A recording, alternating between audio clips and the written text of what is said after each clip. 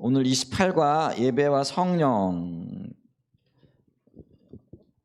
이 부분을 좀 보도록 하겠습니다. 예배의 참된 기준, 성경적인 기준이 진리와 영으로 예배를 드리는 거잖아요. 그래서 우리가 지난주까지는 진리로 드리는 예배에 대해서 좀 살펴봤고요. 진리로 예배를 드린다는 것은 성경의 기준을 따라 예배를 드리는 것을 얘기하죠. 자, 그랬을 때에 진리 또 성경의 기준을 알아야 되는데, 그럼 그 기준 대신은 하나님이 어떤 분인가, 그래서 하나님에 대한 인식이 굉장히 중요하고요. 또 하나님의 관점에서 비추어 본 내가 어떤 존재인가, 이것도 굉장히 중요하죠. 그래서 이 진리로 예배를 드릴 때 이 두 가지 영역에 있어서 하나님이 어떤 분이신가, 하나님의 인식하는 것, 또 하나님 안에서 내가 어떤 존재인가, 이거를 기초로 해서 우리가 말씀을 기준 잡아 우리 예배 드리는 것, 이게 진리로 드리는 예배다, 이렇게 말씀을 드렸고요. 오늘은 이제 예배를 드리되 또 다른 한 기준인 성령의 인도를 따라 예배를 드리는 것, 또 성령에 의한 예배, 이 부분을 좀 살펴보도록 하겠습니다. 첫 번째로 우리가 성령에 의한 예배를 볼 때 성경에 말하는 얘기는, 예배는 다른 말로 얘기하면은 성령에 의한 예배다, 이렇게 우리가 알고 있죠. 그래서 빌립보서 3장 3절을 보면은 하나님의 성령으로 봉사하며 그리스도 예수로 자랑하고 육체를 신뢰하지 않은 우리가 곧 할례파라, 이렇게 얘기를 하고 있어요. 자, 이 빌립보서 3장 3절은요 복음에 대한 이야기를 이렇게 하면서, 그래서 참 신앙이 뭔가, 그리고 참 믿음이 뭔가, 그리고 참 성도가 어떤 사람인가, 그리고 믿음의 사람이 어떤 사람인가라고 얘기를 하면서 세 가지를 얘기를 하고 있는데요. 그게 뭐냐면은요, 예수로, 그리스도 예수로만 자랑하는 사람, 동시에 육체를 신뢰하지 아니하는 사람, 그러니까 우리가 곧 할례파라 얘기를 하죠. 여기서 할례파라는 거는 그 육신적인 할례를 행함으로써 하나님 앞에 온전한 그 백성으로 설 수 있다, 또 구원받은 하나님의 자녀로 설 수 있다라고 얘기했던 거짓 그 선지자들의 어떤 복음 전파에 빗대어서 진정한 할례파, 진정한 하나님의 성도, 하나님의 자녀가 어떤 존재인가라고 얘기를 하면서 그리스도 예수를 자랑하고 육체를 신뢰하는 우리가 곧 할례파라, 이렇게 얘기를 하고 있죠. 그런데 우리가 기억해야 될 것은 거기에다가 하나 굳이 뭐 이렇게 더할 필요 없는 이야기를 하고 있는데, 그게 뭐냐면은요, 성령으로 봉사하며, 이렇게 얘기를 하죠. 이게 성령으로 봉사한다라는 게 이게 예배한다라는 의미죠. 그래서 우리가 이 봉사한다라는 말이 서비스인데, 우리는 이제 봉사하면 오늘날 이 말들이 예를 들면은 그 말 그대로 이렇게 봉사하는 것, 섬기는 것, 이런 걸 얘기를 하죠. 근데 이제 이 원래 이 말의 뜻 가운데에는 예배한다라는 그런 말도 이렇게 들어있죠. 그래서 영어 성경에 영어 주보나 이런 데 보게 되어지면은 이렇게 서비스를 썬데이 서비스라든지 뭐 이렇게 얘기를 하고 있죠. 그래서 이거는 예배를 얘기를 하고 있는 거죠. 자, 그랬을 때에 우리의 예배가 또 혹은 참다운 그 그리스도인 혹은 믿음의 사람들은 그 성령의 인도를 따라 예배드리는 자와 밀접한 연관이 있다라는 거죠. 물론 이제 예배를 드릴 때도 우리는 성령의 인도를 따라 예배를 드리는 거죠. 뿐만 아니라 우리가 참다운 그리스도인으로 살아갈 때에 예수만을 자랑하고, 예수를 자랑한다라는 다른 말로 얘기하면은 육체를 신뢰하지 않는다, 육체를 자랑하지 않고 육체를 믿지 아니한다라는 그런 의미가 되어지잖아요. 그런 측면에서 이런 삶을 살아가는 사람들 역시 성령의 인도를 따라 살아가는 사람들이라, 이렇게 얘기를 할 수 있다라는 것이죠. 그래서 이처럼 우리의 예배의 가장 중요한 요소 중에 하나가 성령의 인도를 따르는 거라는 거죠. 그래서 우리의 예배가 참다운 예배가 되려면 반드시 이게 성령의 의한 예배 혹은 성령의 인도를 따라 드리는 예배가 되어져야 된다라는 것이죠. 자, 그래서 여기 보면은 그 토조 목사님이 한 이야기가 나와 있어요. 인용을 하고 있는데요. 자, 성령이 함께 하시지 않으면 참 예배가 불가능하다. 예배 형식은 있을 수 있다라는 거죠. 뭐 언제든지 그렇죠. 의식을 따라 드리는 예배, 뭐 프로그램을 따라 드리는 예배, 이거는 언제든지 가능하죠. 그런데 이 예배가 하나님이 임재하시고 하나님이 받으실 만한 예배, 받으시는 예배, 이걸 참 예배라 이렇게 얘기했을 때, 성령이 주도하지 않는 예배, 성령이 함께 하시지 않는 예배는, 이런 예배는 안 된다라는 그런 의미죠. 그래서 우리가 하나님이신 예수 그리스도를 통하여 하나님께 참 예배를 드리려면 우리 안에는 반드시 하나님의 영, 성령이죠. 성령이 활동하셔야 된다, 운행하셔야만 된다라는 거죠. 그러므로 예배는 하나님으로부터 시작하여 우리에게 찾아와 마치 거울에 반사되듯이 다시 그분에게로 돌아간다. 굉장히 중요한 얘기죠. 하나님으로부터 시작해 가지고 결과적으로는 하나님이 주신 자원을 가지고, 하나님이 주신 것들을 가지고 하나님 그분께 다시 올려드리는 것, 이게 바로 참다운 예배라는 거죠. 자, 하나님께서는 이런 예배가 아닌 다른 예배, 이거죠. 성령의 인도를 따르지 않는 예배를 얘기를 하는 겁니다. 그런 예배를 받지 않으신다. 강력한 얘기죠. 그러면서 한 걸음 더 나가가지고 성령님을 구석으로 몰아넣고, 이 구석으로 몰아넣는다라는 얘기는 성령님을 의식하지도 않고 의존하지도 않는다라는 그런 의미죠. 그래서 우리가 예배를 드리면서도 성령의 어떤 임재 혹은 성령의 인도, 이거를 어떤 면에서는 전혀 인식조차도 못하는 거죠. 그 필요성조차도 못 느끼는 거죠. 왜냐하면은요, 성령의 인도함 없이도요, 우리가 우리의 힘과 능력으로 얼마든지 예배 드릴 수 있거든요. 뭐 찬양팀도 있겠다, 설교자도 있겠다, 뭐 말씀도 있겠다, 뭐 얼마든지 이렇게 예배를 드릴 수 있죠. 근데 예배의 요소들이 다 모아졌다. 예배 요소라고 얘기하면은, 우리 예를 들면은 우리가 뭐 기도도 있겠고요, 말씀도 있겠고요, 찬양과 경배도 있겠고요, 그 다음에 이제 헌금도 있겠고요, 그 다음에 이제 뭐 그 기도, 그러니까 이제 성령이 우리가 하는 기도 사역, 뭐 이런 것들도 예배의 한 요소가 되어지잖아요. 근데 이런 것들이 다 있고 빠짐없이 드려진다라고 할지라도 그곳에 성령님 함께 하시지 아니하시고 성령님이 운행하시지 아니하시면은 그거는 참다운 예배가 되어지지 않는다라는 거죠. 근데 우리는 그런 어떤 성령님이 주도하셔야 된다라는 인식 자체도 못 하고 있는 거죠. 그냥 정해진 규칙대로 혹은 프로그램대로 그렇게 1시간 예배 드리면 된다라고 이렇게 생각을 한다라는 것이죠. 그래서 이렇게 구체적으로 그분에게 주의를 기울이지도 않고 그분의 감동에 불을 끄고, 이 감동이라는 것은 하나님께서 말씀하신다든지 아니면 하나님의 뜻과 의중들을 보여주신다든지 예배 가운데 하나님의 어떤 일들을 하는 거죠. 이걸 나중에 보게 되어지면은요, 이게 그 예배의 즉흥성이라 이렇게 얘기를 하는 거죠. 그 우리가 예배를 드릴 때는 정말 무슨 일이 일어날 수도 있어요. 가장 기본적으로 뭐 볼 때는 하나님이 우리의 마음을 만져주시니까 우리의 마음에 뜨거움이 생겨날 수도 있고요, 또 주님을 갈망하는 마음이 있을 수도 있고요, 또 위로하시니까 치유가 일어날 수도 있고요, 또 그런 치유의 한 표징과 또 하나님 함께 하시는 증표들로 이렇게 눈물이 나기도 하고요. 하여간 이런 어떤 것들이 예배 가운데 일어날 수 있는, 그러니까 주님이 함께 하시고 성령이 우리와 함께 하신다라는 것에 한 증거들일 수 있다라는 거죠.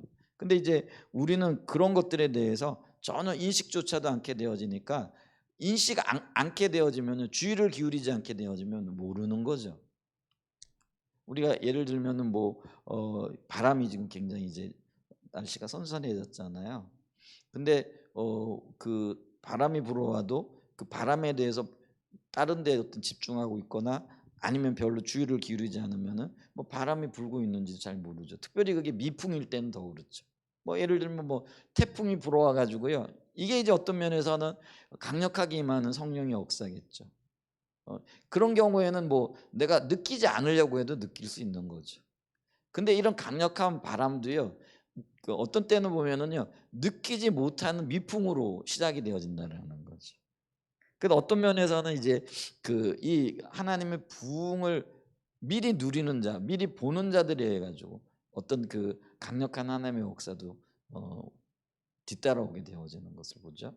이런 분들이 의식하고 인식하고 적극적으로 환영하고 그걸 기다리고 이러면서 더 강력하게 부어지는 것들을 보죠. 근데 만약에 그걸 의식하지 못한다, 느끼지 못한다 이러면은요, 성령이 예를 들면은 내 마음의 문을 두드리는데 이걸 못 느껴.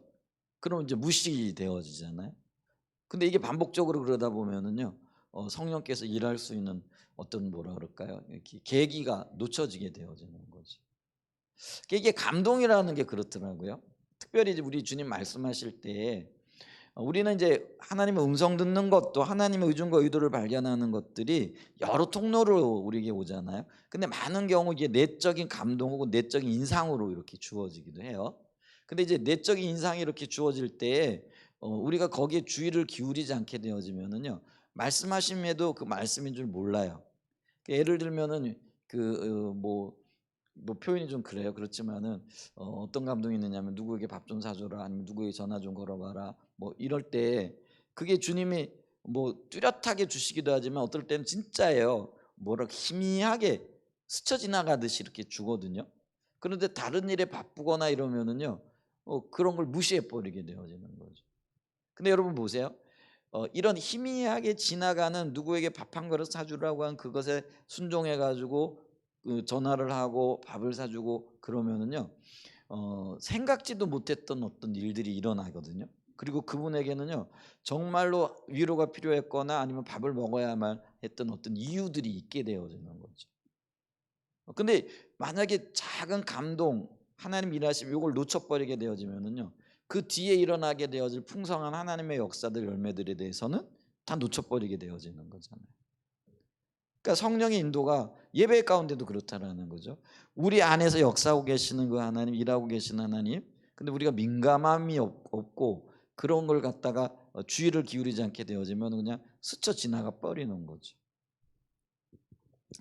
우리가 이제 기도 사역을 이렇게 할 때도요, 조금 더 민감해야 될 필요가 있고 은혜를 많이 보여야 되는데, 어떤 경우는 이제 뭐 시간에 쫓기거나 아니면은 뭐 빨리 끝내야 된다라는 이제 그런 생각들도 있고, 예를 들면은 이제 요번 주 예배에 이렇게 제가 설교를 하는데 설교가 생각보다 길어졌어요. 그래서 그 뒷부분은 굉장히 좀 빨리 마무리를 이렇게 할 수밖에 없는데, 제가 앞부분에 조금 뭐 이렇게 어 엉뚱한 소리를 안 한 것 같은데 뭐 얘기를 하다 보니까 굉장히 이제 해 가지고 빨리 좀 마무리를 하려고 하다 보면 그래도 1 시가 넘어가는 거죠. 그러니까 설교가 1 시가 넘어갔더라고요. 제가 이렇게 유튜브 이렇게 올라온 거 보니까 거의 1 시간 20분 정도 가까이 설교를 했더라고요. 이제 그러면은 이제 바빠지는 거죠. 오늘 밥 먹을 시간도 이렇게 있고 또 뭐 예배가 너무 길어진 것 같은 어떤 부담감들도 좀 있을 수, 사실은 뭐 이제 그 성령의 어떤 뚜렷한 인도를 이렇게 받았거나 또 그게 느껴지게 되어지면 뭐 그런 것들도 주님께 맡기고 갈 텐데, 어떨 땐 그런 게 잘 느껴지지 않는 거죠. 이제 그러다 보니까 이게 시간에 쫓기는 거는 마음이 바쁜 거죠. 그러면 이제 하나님이 그 예를 들면은 기도 사역 시간에 하시길 원하시는 이런 것들에 대해서 이렇게 놓쳐버리게 되어지는 거예요. 기도 사역에 하나님께서 어떻게 비춰주시는 어떤 것들을요, 예를 들면은 한마디 감동이요, 그때 그날 전체의 어떤 기도 사역이라든가 하나님이 하시는 일들을 대변하기도 해요. 그래서 놀라운 일들이 일어나기도 하고 그렇잖아요. 어 그러니까 뭐 아무 일이 없었던 것 같은데 기도 사역의 한 감동이라든가 이런 것들이 전체적인 분위기를 확 바꿔버리기도 하고 이런 일들이 일어나는 거죠. 근데 그런 것들이 뭐냐면요, 성령의 인도에 민감한 거예요. 이렇게 주의를 기울이고 깨어 있는 거. 그리고 이게 훈련이 필요해요. 그래서 표현이 좀 그렇지만은요, 자꾸 해봐야 되고요, 또 시도해봐야 되고요, 또 이게 말도 안 되는 것 같지만 또 어떤 면에서 혹은 또 어떤 때는 인재가 없는 것처럼 느껴질 때도 있잖아요. 그냥 굉장히 뭐라 그럴까요? 이 몸이 건조하고 또 어떤 뭐 감동을 나누고 얘기해도 뭐 성령이 뒷받침이 없는 것 같은 이제 그럴 때도 있는 거죠. 우리가 근데 해야 돼요. 마치 뭐 아무 일이 일어난 것 같지 않았지만은요, 또 성령께서 놀랍게 일하셔서 삶의 변화가 나타나기도 하고 그런 일들이 있을 수 있잖아요. 그러니까 우리는 이제 그걸 몰라요. 그러니까 그냥 순종해 봐야 돼요. 그리고 어떤 주신의 마음을 따라가 봐야 되는 거예요. 이제 그렇게 되어지면서 예배에 대한 어떤 감각 표현이 좀 그런데 주님과의 교통하는 법, 또 주님과의 어떤 소통하는 어떤 것들을 더 이렇게 발전시켜 나갈 수 있는 어떤 영역들도 있게 되어진다라는 거죠. 자, 그러면서 이제 요즘은 이제 그 교회에서 예를 들면 뭐 이런 것들이 우리가 이제 뭐 그 주일에 낮 예배를 드린다든가 공식적인 예배를 드리는 것 외에도 예를 들면 이제 기도회라든지 이런 것들도요. 성령의 어떤 인도하심 또 민감한 어떤 걸 훈련할 수 있는 그 좋은 계기가 되어지는데 이제 두 교회가 합치고 난 다음에는 이제 기도 뭐 이런 것들도 대부분 이제 저하고 제 아내가 이렇게 감당을 많이 하고 있는데요. 요런 것들이 조금 더 이제 더 나누어져야 되지 않을까 싶기도 해요. 그래서 훈련도 받아봐야 되고 또 이렇게 기도하면서 인도함을 또 받기도 하고 또 이런 어떤 것들이 좀 필요하지 않을까 싶은 이제 그런 생각을 해봅니다. 그런데 어쨌거나 보세요. 성령의 인도하심에 주의를 기울이지 않고 감동의 불을 끄고 그분의 인도에 심지어는 저항하면서 어 이런 상황에서 그러니까 성령을 저 구석으로 몰아놓고 하나님이 받으실 만한 예배, 우리가 이 예배가 하나님이 받으신다라고 생각하는 것 자체가 웃긴다라는 거죠. 그래서 여기는 그런 생각들은 반드시 고쳐져야 된다. 교정되어져야 된다라고 이렇게 하죠. 그럼 더 강력하게 얘기하죠. 이런 어떤 생각, 이런 의도들은 반드시 교정되어져야 할 이단이다. 이렇게까지 얘기를 한다라는 거죠. 이게 알티 킨들 목사님이 한 얘기예요. 그래서 하나님이 받으실 만한 예배를 드리는 방법을 아는 분은 오직 성령님이시다. 왜냐하면 예배의 주관자가 성령님이시니까 주님이 기뻐하시는 예배 그게 무엇인가 안다라는 거죠. 자, 그러면서 우리가 이 부분을 읽으면서 이게 이론적으로는 이게 동의가 되어져요. 그죠? 그런데 이제 문제는 이게 이론이 아니라 실질적인 우리의 예배가 지금 이렇게 추구되어지고 이렇게 드려지고 있는가라고 얘기했을 때 이게 참 힘들다라는 거죠. 이런 의식이 없고 인식이 없으면 더 말할 필요가 없고요. 의식이 있고 인식이 있다라고 해도 이런 예배에 대한 경험들이 우리가 너무 적거든요. 예를 들면 우리가 경험한 것 이상으로는 못 나가는 것들 있잖아요. 그러니까 경험을 해봐야 아 이런 게 있구나 또 성령께서 이렇게 역사하시는구나 이런 것들이 이렇게 있는 거죠. 이제 그러면서 이제 저 같은 경우에는 이제 예를 들면 우리 컨퍼런스라든지 아니면은 예를 들면 NWS라든지 뭐 그러니까 우리 교회에서뿐만이 아니고 이게 그 성령의 임재나 또 하나님이 함께 하시는 그런 어떤 것들이 이렇게 연합으로 예배드릴 때 훨씬 강력하게 나타나거든요. 좀 표현이 그래요. 맨파워라는 것도 참 무시 못해요. 왜냐하면 여기 10명이 모여 예배드리는 것보다 100명이 모이면은 그 안에 표현이 좀 그래요. 근데 용서하세요. 사모하는 사람들이 더 있을 수 있잖아요. 그리고 이렇게 영적으로도 민감한 사람들이 있을 수 있잖아요. 그리고 또 사모하여 나왔는데 영적인 민감함까지 있으면 여기 시너지 효과가 나타나는 거라는 거예요. 우리가 있잖아요. 그래서 컨퍼런스 때 같은 데 가게 되어지면 훨씬 임재가 강하잖아요. 그리고 물론 이제 예배도 표현이 좀 그런데 뭐 준비한다라는 것보다는 그래도 많은 사람들이 모였기 때문에 조금 뭐라 그럴까요? 훈련도 하고 연습도 하고 이게 찬양과 경배 같은 경우도 좀 이렇게 연습도 하고 그 주님의 인도를 따라 이렇게 하잖아요. 그러니까 조금 더 잘 다듬어지고 준비되어져 있다라는 거예요. 그리고 이제 이것도 굉장히 중요해요. 우리가 마음으로 준비하는 것도 굉장히 소중하지만은 우리 찬양과 경배도 연습하고 이러잖아요. 이게 실질적인 영역에서 연습도 굉장히 중요한 거예요. 그게 준비와도 관련이 되어져. 물론 그 자체도 예배예요. 그게 예배가 아니고 그 준비하는 그 자체도 하나님 앞에 드리는 예배지만 어쨌거나 우리의 마음이 준비되어지고 주님 앞에 드려지는 것과 굉장히 밀접한 관련이 있잖아요. 자, 그러면 이렇게 준비되어져 있는 곳에 하나님의 역사가 더 크고 또 강력하게 부어지는 거라는 거죠.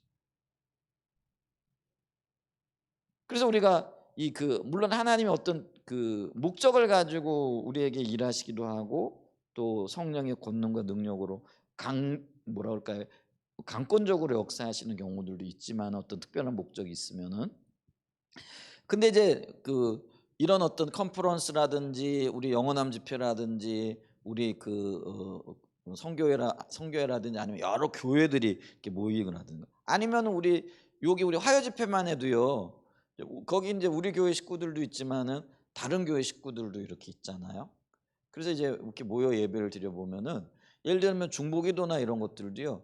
훨씬 임재가 더 강한 거죠. 그건 느끼시죠? 음. 그게 이제 그런 어떤 요소들이 있는 거죠. 그 갈망하는 마음도 있고 또 준비하는 마음도 있고 준비한다라는 게 마음으로부터 좀 이게 좀 익숙한 것보다는 좀 다른 어떤 것들도 있을 수 있잖아요.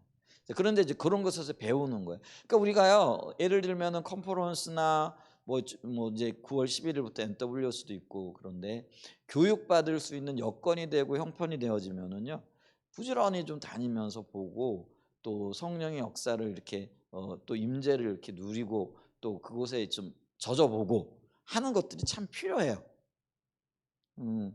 그리고 이제 컨퍼런스 같은 경우는 더 좋고요. 진짜 좋은 계기잖아요. 이게 그 컨퍼런스는요. 뭐 실질적으로 주님의 임재를 누리기도 하고요. 또 찬양과 경배 같은 경우에는요. 새로운 찬양과 경배도 많이 이렇게 배울 수 있기도 하고 그런 것에 젖어보기도 하고 또 말씀도 이렇게 체계적으로 왜냐하면은 한 주제를 가지고 집중적으로 다루는 거잖아요. 그래서 아이들 캠프도 그렇고요. 이제 그럴 때 굉장히 좋은 어떤 뭐랄까요? 교육도 되어지고 또 임재의 어떤 그런 깊이 잠겨기도 하고 그런 걸 경험할 수 있는 이렇게 좋은 계기가 되어진다라는 거죠. 그래서 우리가 그런 부분에 있어서 이렇게 이론적인 이게 이론적으로 맞는데 실질적으로 우리가 어떻게 그걸 누려야 될 건가? 요런 것들을 좀 우리가 고민하면서 또 그런데 이렇게 한번 참여해 보고 나면은요. '아 우리 교회도 이런 게 있어야 되겠구나. 또 우리 교회 가운데도 이런 어떤 은혜가 더 넘쳤으면 좋겠다.' 이렇게 우리가 사모하게 되어지는 거죠. 이제 그러면서 더 나아가게 돼. 그 예를 들면은 우리가 컨퍼런스를 다녀오거나 아니면은 우리가 지난번에 교회에서 부흥회를 했잖아요. 그래 부흥회를 하거나 컨퍼런스를 다녀오면은 표현이 좀 후광이라는 게 있어요. 그러니까 인제 그때 임했던 어떤 성령의 역사들이 이렇게 아직 남아 있는 거죠. 그래서 이 분위기도 뭐랄까 굉장히 뜨겁고 또 임재도 더 이렇게 근데 이제 그런 것들이 좀 사라져 버리잖아요. 한 2-3 개월 지나면은 언제 그랬냐는지 다시 이렇게 또 이렇게 쑥 가라앉잖아요. 그러니까 우리가요 한 2-3 개월마다 어떤 면에서는 자극을 받아야 되는 거예요. 예. 물론 이제 내적인 어떤 그거는 분명히 있어야 돼요. 근데 요게 같이 가야 돼요. 외적인 성령의 역사는요 반드시 말씀과 같이 가야 되는 게 있거든요. 그래서 이제 말씀이나 이런 것들은 우리가 좀 이제 좀 훈련을 좀 받아야 되고 제가 요즘 이제 느끼는 게 우리가 설교나 이런 것들이 이제 주제별 설교를 많이 듣잖아요. 예를 들면 십자가 복음도 사실 주제별 성경 공부고 주제별 어떤 설교라고 이렇게 얘기할 수 있잖아요. 근데 이제 제 마음에 이제는 이게 성경을 좀 전체적으로 볼 수 있는 눈들이 열려야 될 텐데. 근데 제가 신학교 갈 때 저는 신학교 가면은요. 이렇게 성경을 예를 들면은 그 뭐 창세기면 창세기부터 시작해 가지고 쭉 요한계시록까지 그거 배우는 줄 알았어요. 근데 신학교 그런 거 안 가르쳐 주거든요. 책별로 뭐 이런 거 안 가르쳐 줘요. 그냥 뭐 신학이 어쩌고 저쩌고 뭐 그래 가지고요. 그거를 책별로 배우고 책별로 이렇게 하는 게 굉장히 뭐랄까요. 그게 신학교에서도 못 배워요. 그러니까 특별히 그거를 공부하고 어떤 그 호기심이 있고 해야 되겠다는 마음이 없으면은요. 목사님들도 대부분 성경을 책별로 다 해 보지 않아요. 예를 들면은 신학교 내내 다니면서도요. 뭐 특별히 관심 있는 것 강해 설교라든지 이런 것들 아니면 뭐 원어 설교라든가 이런 것들을 하지 않는 그런데 그런 게 예를 들면은 한 과목 몇 학점 있다라고 해도요. 그걸 책 한 권을 다 볼 수는 없거든요. 어느 한 부분만 놓고 이렇게 보는. 이제 그러다 보니까 그게 이제 어떤 면에서는 성경에 대한 체계적인 어떤 지식이나 이런 것들도요. 이게 참 약해요. 목사님들도 저도 그런 걸 많이 느끼고 있거든요. 여기저기서 주제별로 주워든 거는 많고 또 본 거는 많이 있지만은 그게 이제 체계적으로 이렇게 뭐라 그럴까 이렇게 딱 이렇게 자리를 잡았다 그럴까요? 이제 이런 것들은 굉장히 드물죠. 그래서 이런 것들을 좀 해봐야 되겠다 하는 이제 그런 욕심이 생기는데, 이제 그렇게 되면 이제 교회도 이제 그런 부분들을 조금 체계적으로 이렇게 배울 필요도 있겠다 싶은 이제 그런 마음이 들어요. 그래서 책별로 보든지, 물론 이제 주제별로 보는 것도 굉장히 중요하긴 하지만은 그런 것과 이렇게 동시에 좀 나갈 수 있었으면 좋겠다 싶은데 어떻게 될지는 잘 모르겠어요. 왜냐하면 이제 어떤 면에서 우리가 지금 배울 것도 너무 많죠. 참 많아요.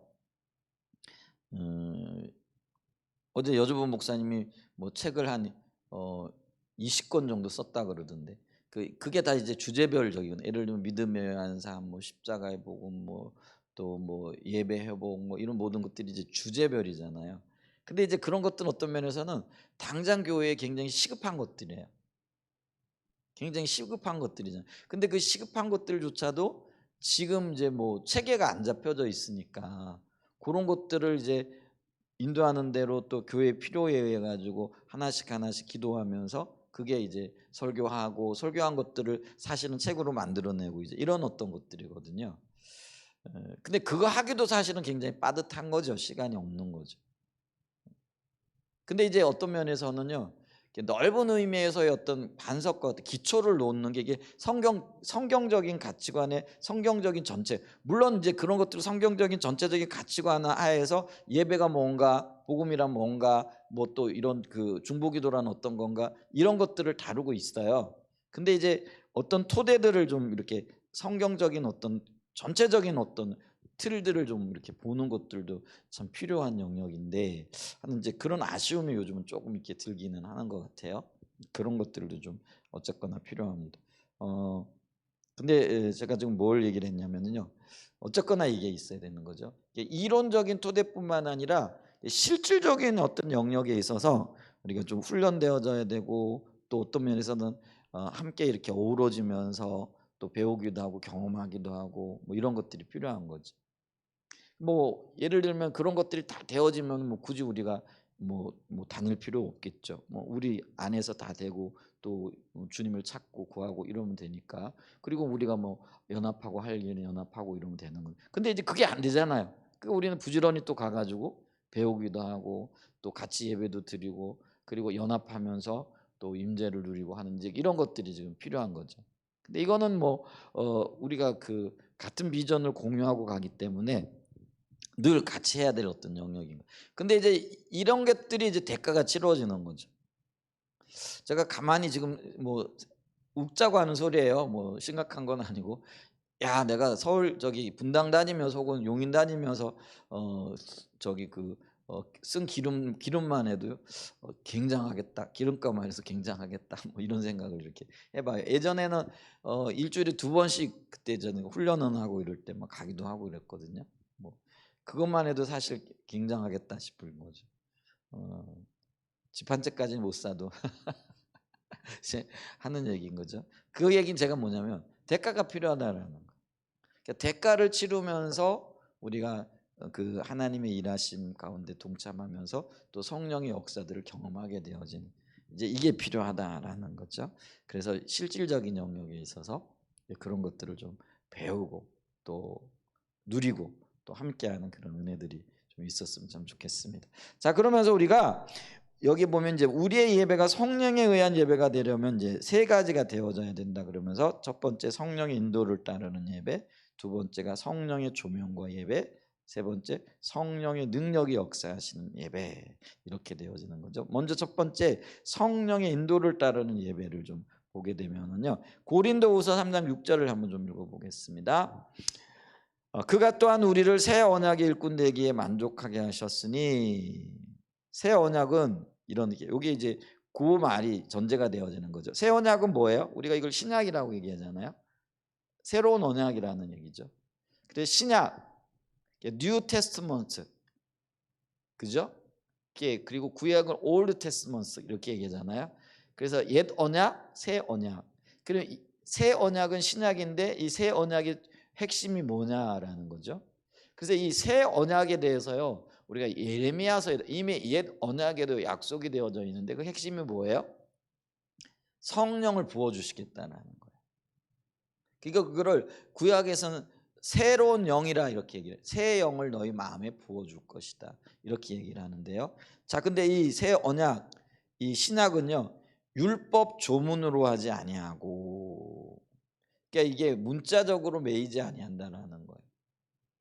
율법 조문. 근데 이 율법 조문이 성령에 의해서 해석되어지고 또 성령의 인도를 따른다라는 그런 의미로서 보세요. 율법 조문으로 하지 아니하고 오직 영으로. 여기서 영이 성령이죠. 성령으로 함이니. 그러면서 보세요. 심지어는 이렇게까지 얘기해. 율법 조문은 죽이는 것이요 영은 살리는 것이다. 이렇게 얘기를 하고 있다. 아니 율법이 선한 것인데 왜 죽이는 것이 되어져요? 거기에 문자적으로 매달리면 그렇다라는 거예요. 그러니까 예를 들면은 율법을 주신 하나님의 의도가 성령의, 예를 들면 나중에 조명이죠. 조명을 통하여 분명하게 비춰져야 되는데 그게 안 비춰지면 이 율법을 가지고 사람을 죽이는 게 되어진다는 거예요. 평가하고 판단하고 비난하고 비판하고. 그게 정확하게 누구예요? 바리새인들이거든요. 이 바리새인들은요 율법 조문에 철저한 사람들이었잖아요. 근데 이 성령의 인도를 못 받는 거죠.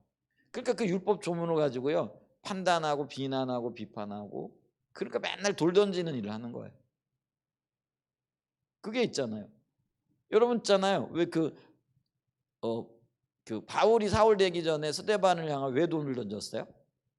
율법 지키느라고 돌 던졌잖아요. 근데 스데반이 성령의 사람이잖아요. 그런데 보세요. 율법 조문, 그게 하나님의 말씀인데도 불구하고 성령의 인도를 안 받으니까요 그 율법을 가지고 돌 던지는 사람이 되는 거예요. 오늘날 우리도 그럴 수 있어요. 우리가 신약 시대 성령의 시대를 신약 시대가 성령 시대잖아요. 그러니까 성령 시대를 살아가면서 우리는 여전히 옛 시대를 그 어떤 구습과 옛 시대의 가치관과 옛 시대의 어떤 그 신앙생활을 하는 거죠. 그러면은 오늘날요 신약 시대의 교회의 일원이면서도요 여전히 율법 조문에 매여 가지고요 성령의 인도를 받는 사람들을 향하여 돌 던지는 사람들이 될 수 있다는 거예요. 그게 나일 수 있고요 우리일 수 있어요. 우리 한사랑의 예전교회일 수도 있어요. 성령 인도를 안 받으면은요 우리는 성령의 인도를 따르는 교회 그런 사람들에게요 돌 던지는 사람이 되어지는 거예요. 뭐 가지고요? 말씀 가지고, 율법 조문을 가지고. 그렇게 되어질 수 있다라는 것이죠. 그렇기 때문에 있잖아요 우리가 영을 따라 살아야 돼요. 그래서 특별히 신약 시대는 새로운 언약 성령의 인도를 따라 살아가는 시대라는 거죠. 그래서 새 언약의 특징을 한마디로 얘기하면 어떻게 표현하느냐, 영에 의한 삶, 그러니까 성령에 의한 삶이라는 것이죠. 그래서 여기 FF 브루스라는 분이 있죠. 이분이 이제 우리나라 세계적인 신학자 있잖아요. 김세용 박사님이라고 여러분 들어보셨죠? 워낙 유명한 분이라. 근데 FF 브루스는 더 유명한 분이죠. 근데 이분이 이제 김세용 박사님 스승인데 이렇게 얘기를 했어요. 그 고린도 후서 1장 22절 주석에서 그리스도의 부활과 기독교인의 부활 사이, 그러니까 재림을 통하여 부활하는 그거죠. 그러니까 이제 이게 그거의 결국은 신약 시대예요. 오늘날의 시대인 거죠. 근데 이 오늘날의 시대는 뭐라는 거죠? 성령의 시대다 이렇게 얘기를 하고 있다라는 거죠. 그래서 이 말은 뭐냐면은요 우리의 신앙이 처음부터 끝까지 철저하게 성령에 의한 삶이라는 거죠. 그래서 구원도요 성령으로 받아요. 성령 인도하시면 없으면 못 받아요. 또 성화되는 거, 변화되어지는 것도요 성령의 인도가 없이는 안 된다는 거죠. 우리의 믿음 이 역시 성령의 인도를 받지 않고는요 온전한 믿음 생활, 온전한 신앙 생활을 할 수 없다라는 거죠. 그러면서 이제 98페이지 넘어가면은요 모든 것이 성령의 인도를 받으니까 또 인도를 따라 살아가야 되니까 당연히 예배도 뭐라는 거예요? 성령의 인도를 받아야 된다는 거예요. 안 받으면 그게 참다운 예배가 안 된다라는 거죠. 그러면서 우리의 예배의 주관자가 사실은 누구라는 거죠? 성령님이시라는 거죠. 그래서 아까 우리가 읽었던 빌립보서 그 3장 3절에도 뭐라고 얘기를 하는 거죠? 성령으로 예배하며. 그 얘기는 뭐냐면 성령의 인도를 따라 예배한다라는 거죠. 성령으로 봉사하며. 예배의 주관자 예배의 인도자가 성령님이 되어줘야 된다라는 것이죠. 자, 그러면서 이제 이거는 구약 시대도 마찬가지였다라면서 그 한 예를, 시편은 우리 예배시고 찬송시죠. 요즘 새벽에 우리가 저기 그 시편을 살펴보고 있는데 참 귀하고 아름다워요. 그리고 참 놀라운 고백들이 이렇게 기록이 되어져 있는데, 오늘 우리가 31편을 읽었는데 구원하신 하나님에 대해서, 구원자 하나님, 위기 가운데 환난 가운데 건지신 하나님을 이렇게 찬양하는 내용들인데요. 근데 그 내용들도요, 결국은 다 뭐예요? 성령께서 감동하시고 주신 거예요. 근데 그 아름다운 표현들이요, 다윗이 감성적이었기 때문에 그런 아름다운 표현이 있을까? 이제 그런 생각도 해보지만, 물론 그게 이제 인간적인 특징이 있을 거예요. 근데 오늘날 우리 또 찬양과 경배 같은 것도 있잖아요. 가사 내용이 어떤 것들은 참 심금을 울리는 것들이 있잖아요. 그럼 우리는 저 사람이 천재라 저런 걸 썼을까? 그럴까요? 안 그런 것 같아요. 성령이 통치가 있고 보호가 있어요. 우리 저기 그 성교회에 우리 말썽꾸러기들이 이렇게 있었어요. NWS 옛날에 이렇게 중고등부 이렇게 들어오면은요, 옛날에는 이게 저기 그 우리 성교관에서 안 하고, 처음에 성교관이 없을 때는 저기 그 어디죠? 화양계곡 거기 있는 그 뭐죠? 수양관도 아니고 그냥 하여간 숙소 같은 거 빌려가지고 강당에서 뭐 이렇게 하고 있잖아요. 그러면은 맨날 도망가 가지고 엉뚱한 짓 하고, 그 엉뚱한 짓이라는 게 그 아이들 하는 거 있잖아요. 뭐 담배 피고, 뭐 심지어는 뭐 이렇게 뭐 없어졌다가도 들어오기도 하고, 이런 아이들이 있었거든요. 그렇게 보니까 말썽꾸러기들인 거예요. 근데 어느 날이요, 한 10년이 지났는데 그 아이가요, 찬양을 인도하더라고요. 근데 찬양 곡을 썼더라고요. 근데요, 썩 마음에 와닿는 곡들이더라고요. 그래서 저 말썽꾸러기들이, 그렇다고 제가 볼 때 걔들이요, 학교 다닐 때 열심히 공부하고 뭐 뛰어난 아이들이었냐? 그것도 아니에요. 그게 뭐냐면, 공부하는 아이들은 그렇지 않잖아요. 노는 게 좀 다르잖아요.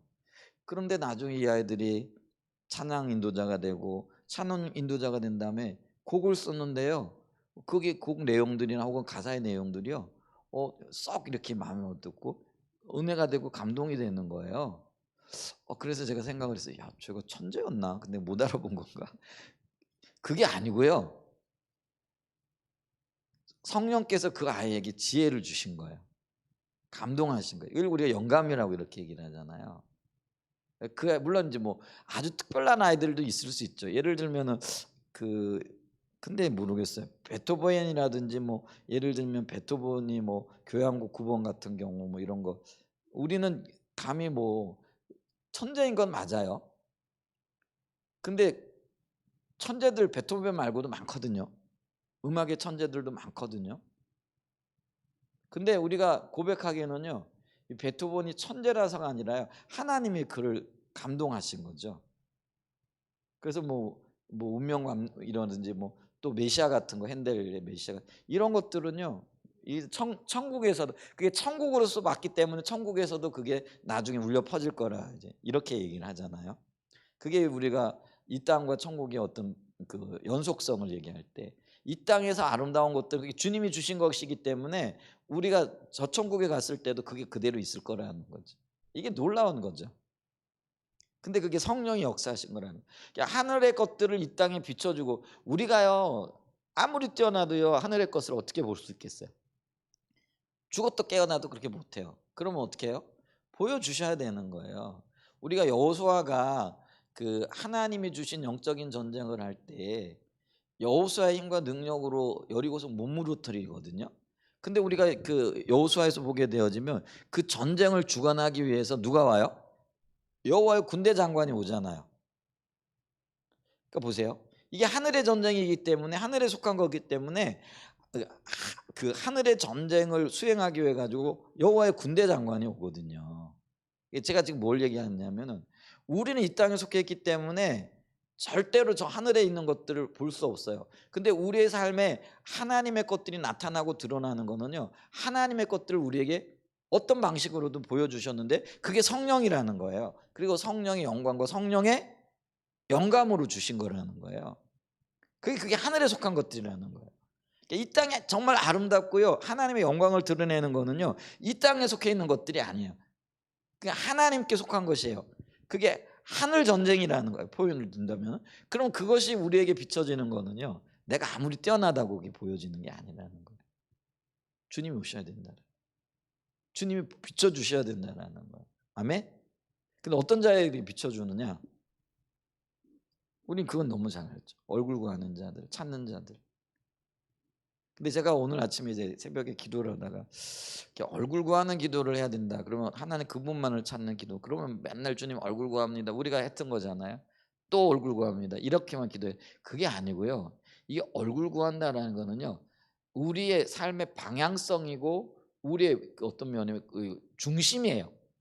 그러면 이 중심 안에서 우리는요, 모든 기도를 할 수 있어요.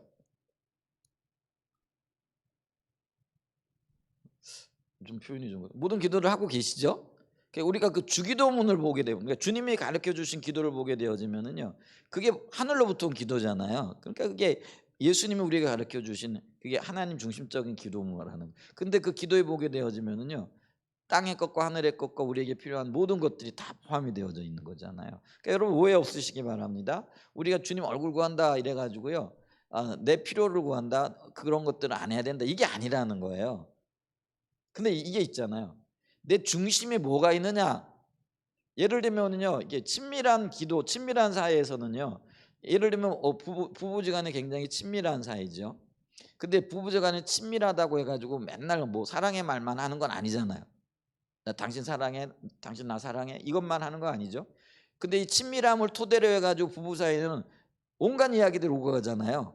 뭐 가정 얘기, 물질 이야기, 자녀들 이야기, 또 뭐 어떤 삶의 어떤 것들, 그 심지어는 뭐 우리가 세상적인 일이라고까지 일컬어지는 어떤 것들 가면 부부지간에는 대화들이 오고 가잖아요. 근데 여러분 보세요. 그 친밀하다라는 거는 어떤 대화를 하느냐, 이것이 어떤 친밀함의 정도를 가르는 게 아니라요, 친밀함이 우선되어져야 되는 거예요. 그걸 토대로 우리가 어떤 이야기들도 해야 되는 거예요. 근데 친밀함이 없는데 어떤 대화들만 한다고 해가지고 뭐 그게 어떤 뭐랄까, 이게 관계가 좋은 건 아니라는 거죠. 우리가요, 예를 들면은 부부가 아니라도요, 여러 가지 얘기를 할 수 있죠. 근데 그는 부부만큼이나 친밀한 건 아니죠. 처음 만난 사람도요, 뭐 어떤 이야기든지 할 수 있어요. 그렇다고 해가지고 그게 친밀함이 전제되어져 있는 건 아니죠.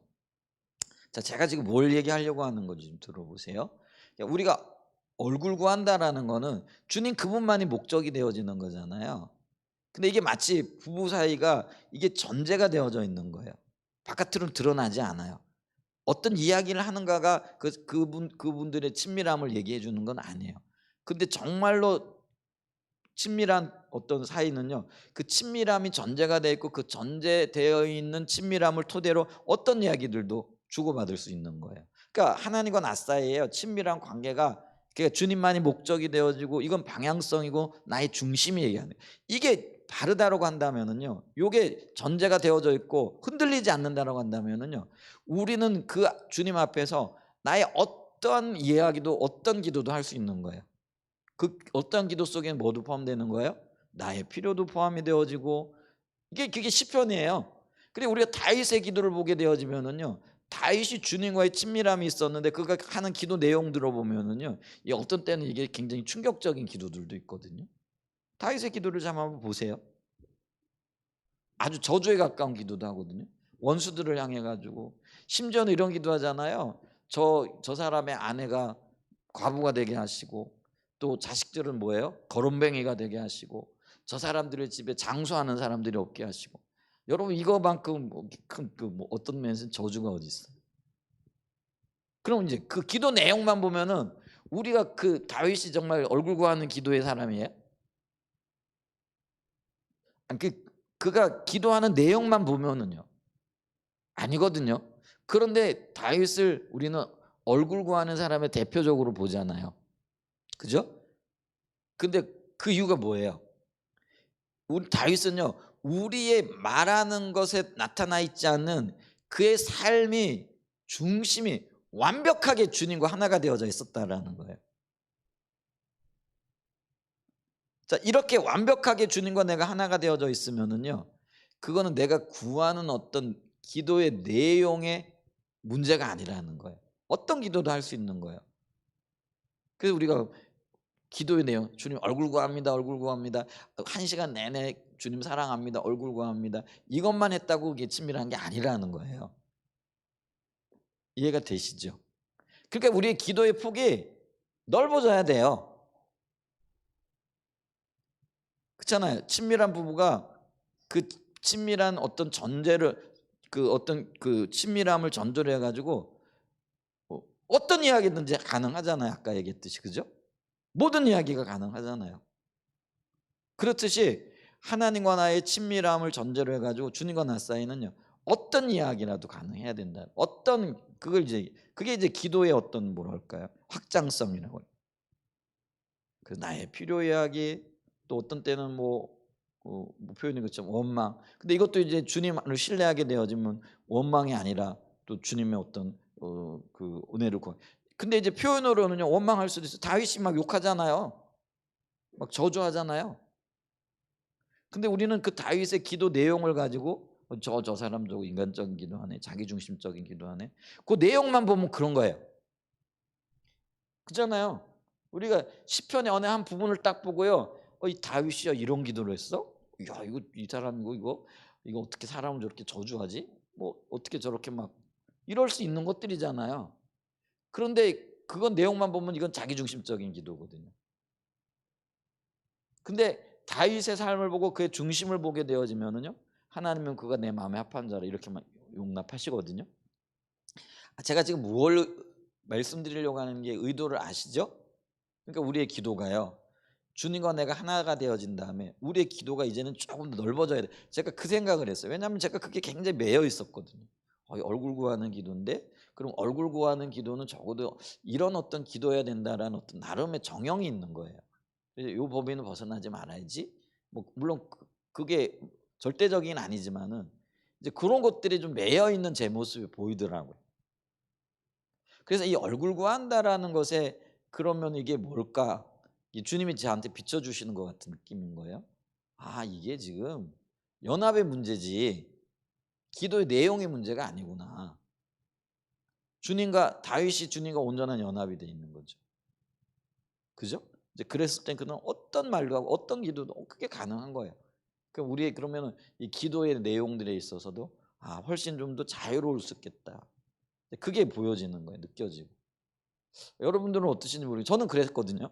얼굴 구한다라는 것의 어떤 부분에 있어서 어떤 면에서는 이게 좀 문자 표현이 좀 그래요. 이런 어떤 개념에 좀 매여 있는 듯한 느낌이 이렇게 들었어요. 제 자신이.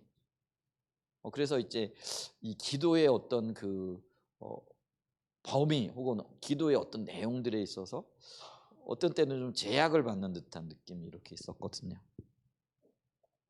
근데 그걸 오늘 이렇게 하나님께서 비춰주시면 그렇구나. 그러면서 저희 기도의 어떤 어 범위. 그러니까 이제 예를 들면 이제 이런 이해가 없게 되어지면 예를 들면 제 기도를 들으면, 아니 목사님 뭐 이렇게 자기중심적인 기도를 하세요? 성경이 그렇게 하지 말라 그랬는데, 이렇게 들을 수. 근데 제가 그걸 보니까 정확하게 다윗이 그렇다라는 거. 근데 기도의 내용만 가지고는 그렇게 얘기할 수 없다라는 거. 이제 우리가 어떤 면에서는요, 얼굴 구하는 것의 어떤 것들을 보면서 이제 그런 확장성까지 이렇게 이르러야 되지 않을까.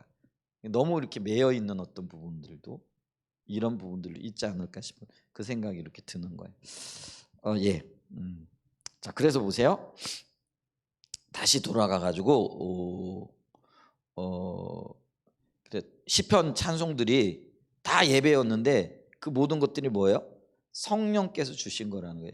이게 친밀한 교제가 있으니까 감동하신 것들이라는 거예요. 비춰주신 것들이라는 거죠.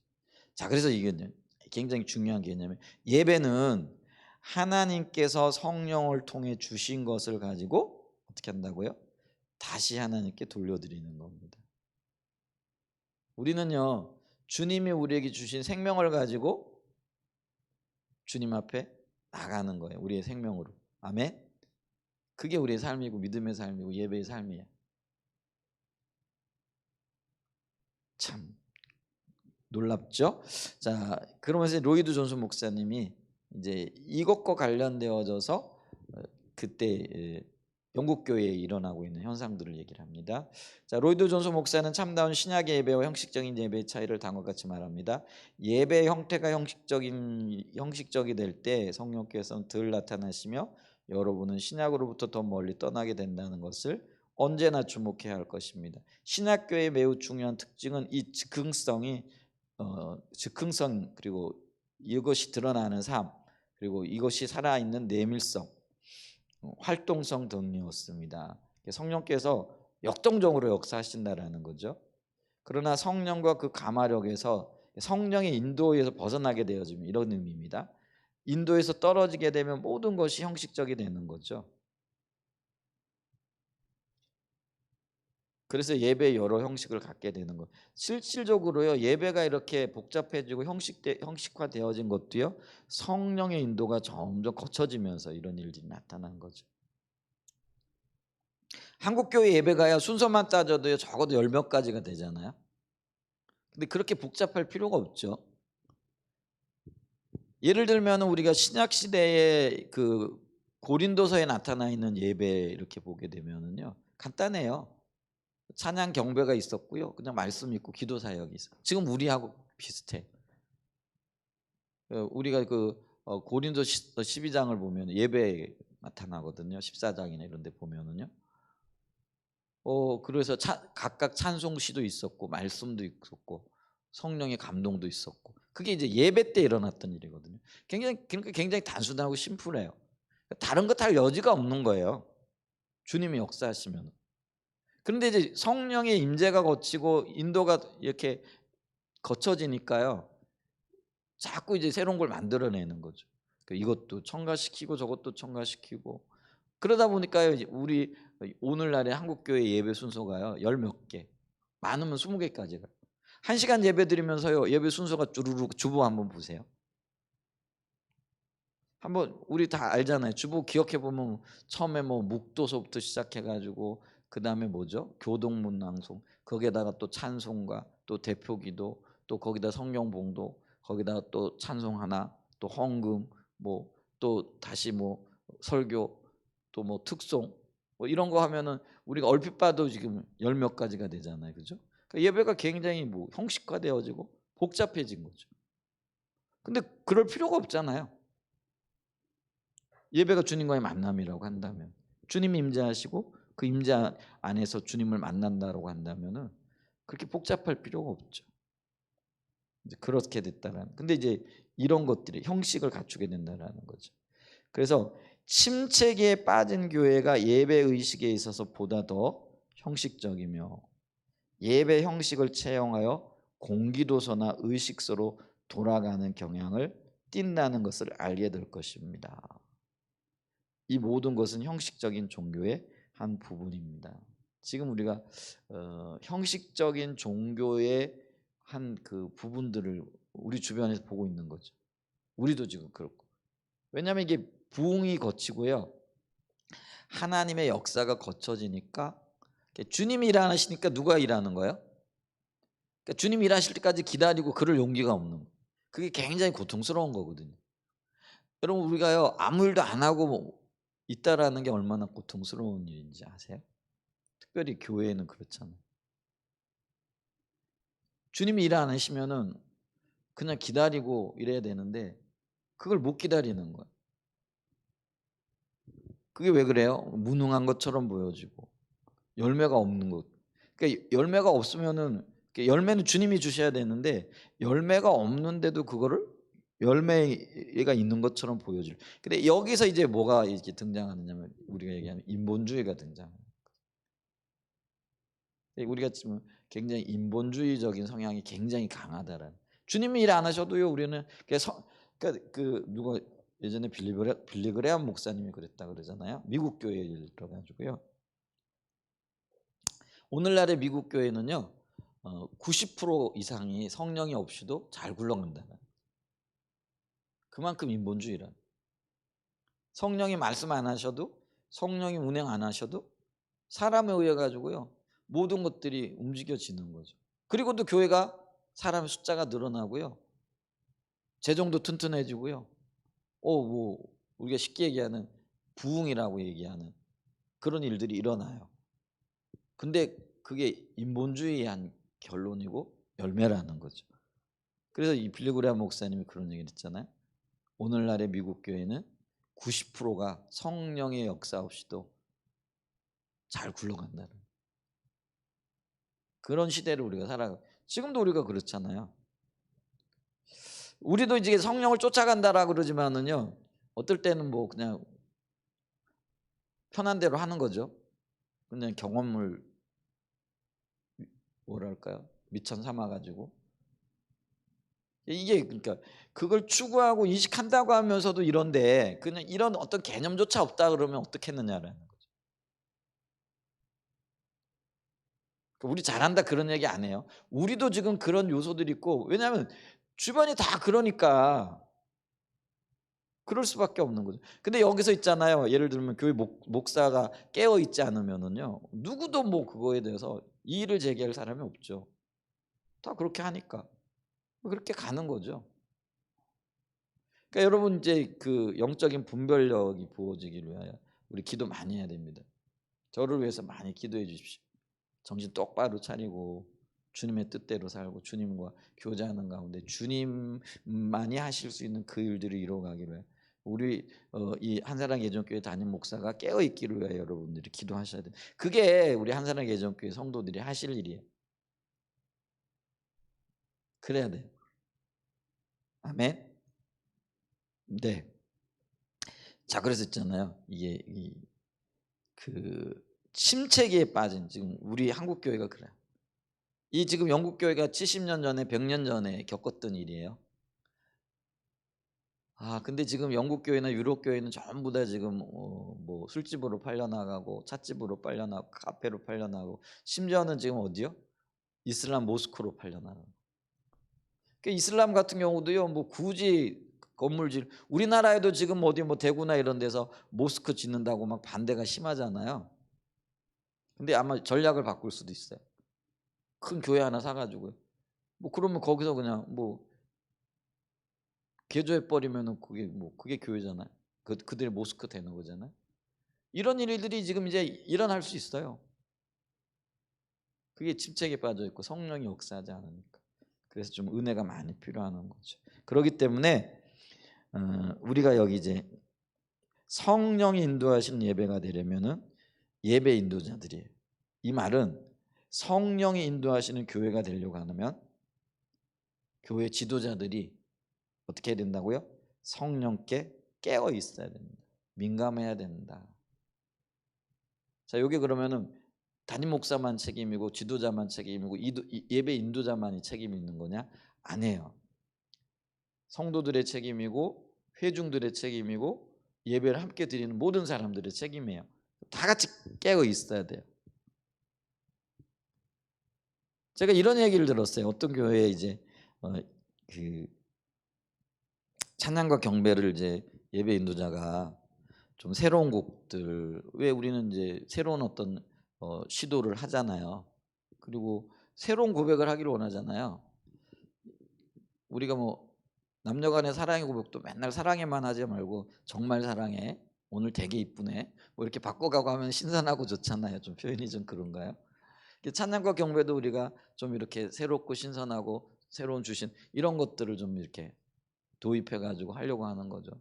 그랬더니 난리가 난 거죠. 회중이. 왜? 어렵다고, 익숙하지 않다. 만약에 그렇게 컴플레인을 걸잖아요. 그러면 있잖아요, 그 예배가 자라날 수 있겠어요? 새로운 곡 가능하겠어요? 못하는 거예요. 근데 그게 이제 분별력이 없어가지고 지도자들이 그렇게 하지 말아라 막 이렇게 버리면은요, 그 교회는 평생 그 같은 저기만 해야 되는 거예요. 근데 그런 일들이 비일비재하잖아요. 특별히 이제 보면은요, 이제 교회가 노령화돼 가잖아요.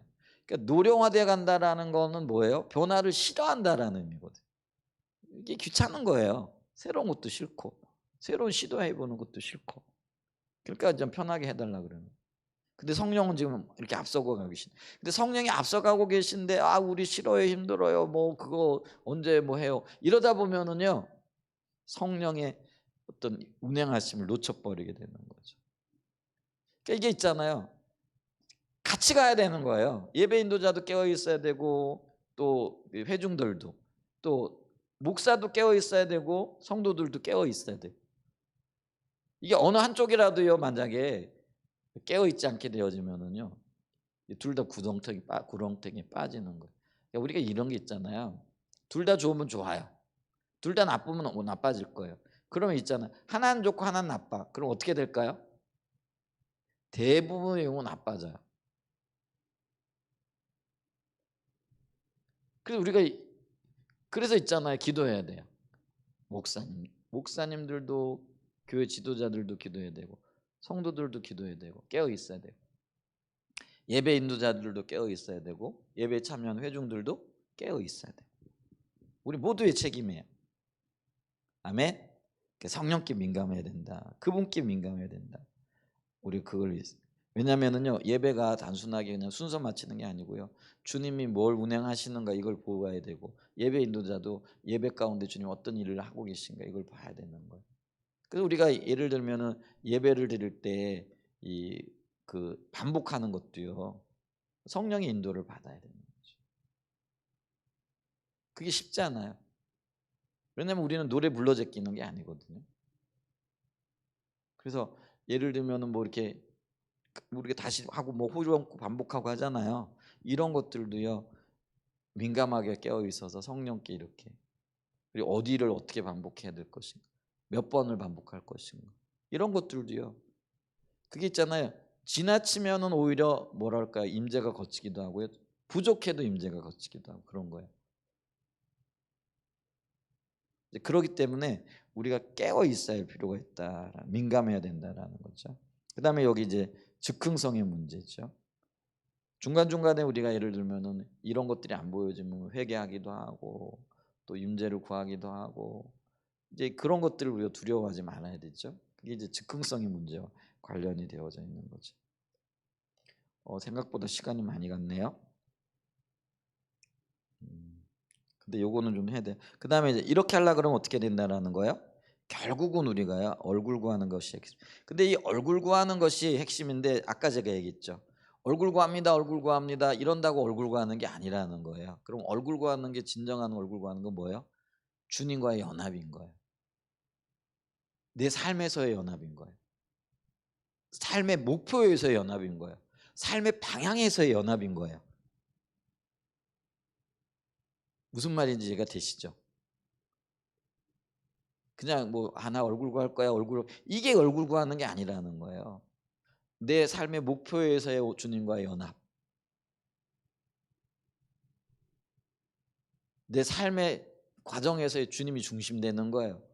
얼굴 구합니다. 아무리 기도하고 2시간 3시간 앉아가지고 기도하면서 얼굴 구하면서 기도했는데 실질적으로 삶의 영역에서는 주님과는 전혀 상관없는 삶의 방향성을 따라가고 어떤 자기 욕심을 따라가고 그게 얼굴 구하는 거예요? 아닌 거예요. 내가 비록요 앉아가지고 이렇게 친밀하게 뭐 예를 들면 뭐 기도를 오래 하지 못한다고 할지라도요 삶의 방향성과 중심이 주님의 통치와 인도를 받고 그렇게 살아가면 그게 얼굴 구하는 거라는 거예요. 그 문제라는 거예요 지금. 아까 얘기했잖아요. 내가 무엇을 기도하느냐가 문제가 아니라요 기도하는 내 중심에 뭐가 있느냐라는 거죠. 그게 주님과의 연합을 토대로. 다윗이 그랬다니까요. 그는 주님과의 연합을 이룬 자였어요. 그러니까 그는 어떤 걸 기도해도요 그게 하나님 중심적인 기도인 거예요. 그래 그게 얼굴 구하는 게 핵심이다. 그럼 오늘날의 상태는 어떠냐? 여기 있네요. 미국의 한 목회자 빌리그레함 목사님은 오늘날 교회 가운데 성령이 떠나신다 할지라도 90% 이상의 일들이 전혀 아무 일도 없었던 것처럼 그대로 진행될 것이다. 한국 교회도 전혀 예외가 아닐 것이다. 그래서 우리가요 성령의 인도를 따라 예배를 드려야 돼요. 성령에 의한 예배가 되려면은 그 세 가지 중에 하나이고요. 두 번째 성령의 조명으로 예배 드려야 되고요. 성령의 능력이 역사해야 된다. 두 번째, 세 번째는요 다음 주에 계속해서 좀 살펴보도록 하겠습니다.